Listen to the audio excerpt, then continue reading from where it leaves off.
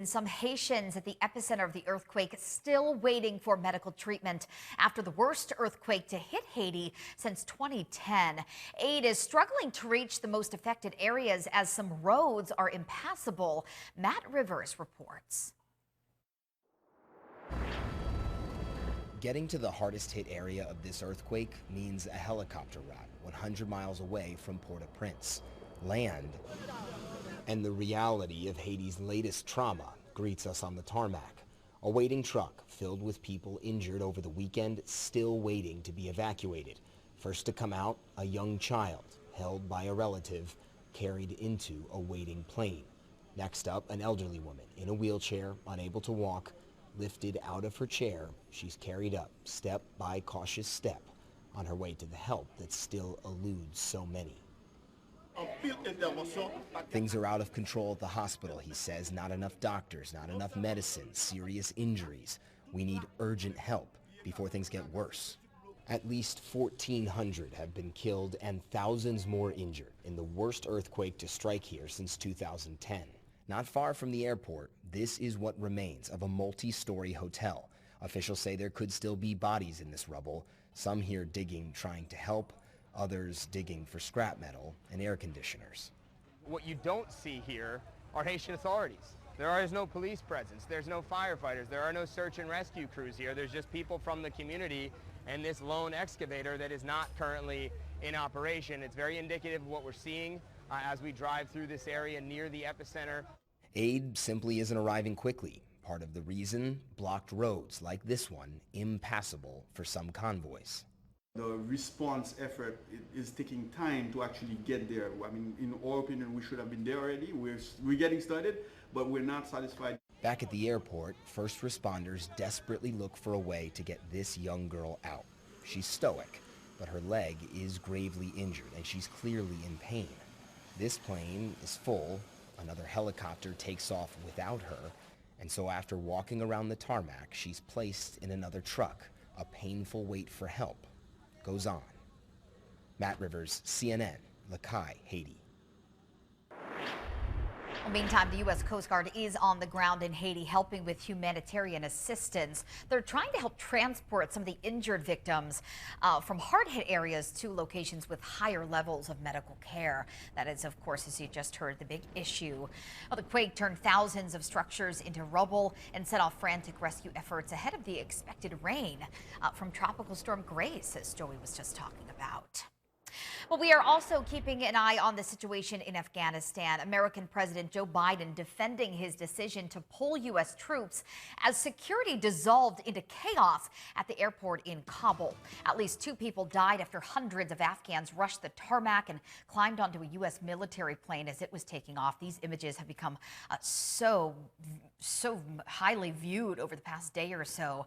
U.S. troops also shot 2 others on the tarmac who were armed. The Pentagon says it was all in self-defense. More American service members are arriving at the airport to help evacuate remaining U.S. citizens and Afghan allies. Well, new details on a potential third COVID vaccine shot. The U.S. could soon recommend those booster shots for many Americans. Federal health officials and medical experts are expected to advise that most Americans should get those boosters. They'd come 8 months after the second dose of the 2-shot Pfizer and Moderna vaccines, and it all could start as early as mid-September. So, yeah, in just a couple of weeks. The recommendation comes as the Delta variant surges. Healthcare workers, nursing home residents, and older Americans would be among the first to receive that booster shot. Well, in the meantime, Puerto Rico's government has launched a new program that will allow fully vaccinated people to have their vaccine certification right on their smartphones. Only 24 hours after the launching of Puerto Rico's government vaccination credential Vacu ID, almost 8,000 Puerto Ricans have received their digital COVID-19 vaccine certification. The credential allows people who had completed all vaccine doses to have an electronic record of when they were vaccinated and the product administered. The development of the Vacu ID comes as the new executive order from Governor Pedro Pierluisi requires mandatory vaccination for employees and clients of the food and tourism industry and government employees to control the spike in COVID cases. This ID will serve as proof of vaccination to work or get a service from those industries. The Vacu ID can be downloaded through the Sesco Digital app and it's available for Apple and Android devices. Once registered, people will automatically participate in a lottery with prizes that will go up to $25,000. And if you don't have access to a smartphone, don't worry because you can still use the CDC vaccination card. Reporting from San Juan, Puerto Rico, Cristian Ramos.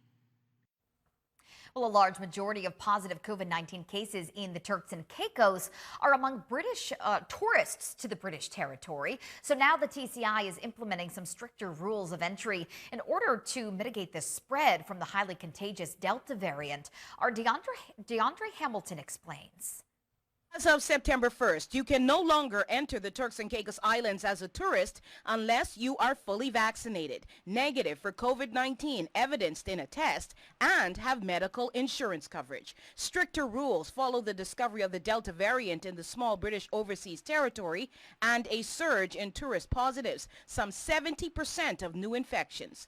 All visitors aged 16 and above to be fully vaccinated on arrival in the TCI. So fully vaccinated means 2 jabs and then at least 14 days, I believe, since your last jab. So that's how you would be considered a fully vaccinated person. Meanwhile, in the Bahamas, Shawnee Miller-Weibo, Olympic gold medalist in the 400-meter for 2 consecutive games, landed in the Bahamas hours after Stephen Gardner, who got gold in the men's 400 meters in Tokyo. Both champion athletes on Thursday addressed country officials, fans, family, and friends who were on site and watching via live stream. I just want to say thank you to everybody who prayed for us and who sent us all the well wishes. And we greatly appreciate it because without support, everybody knows things are so hard. But just like to say thank you once more, and we love and appreciate you guys. Thank you all to all the Bahamian people for all the support throughout the years. And yeah, this one was going to be special, and I just want to say thank you guys for the support. And I hope that we can celebrate this one together.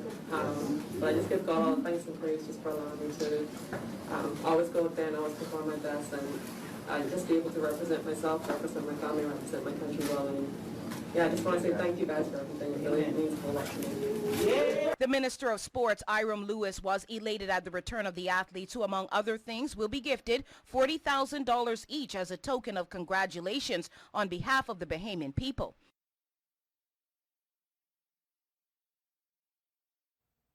$40,000. My goodness. Congrats to all the Olympians.